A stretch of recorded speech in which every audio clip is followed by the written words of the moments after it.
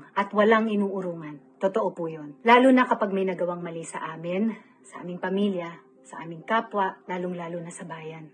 Isang malaking pang-aapi ang ginawa nilang pagpapasara ng ABS-CBN sa mga rasong paulit-ulit ninyong naririnig. Pero hindi kami mananahimik hanggat hindi na itatama ang mali.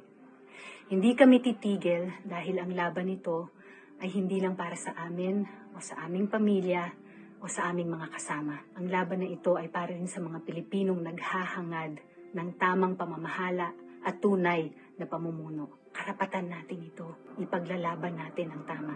Kasama mo ako, Coco. Sinusuportahan. Gawin natin ito para sa atin. Ang laban nyo ay laban ko. Laban nating lahat. Huwag mong subukan. Masisira ang buhay mo. Ay, hindi na pala. Laban nyo lang. 君の虜になってしまえばきっと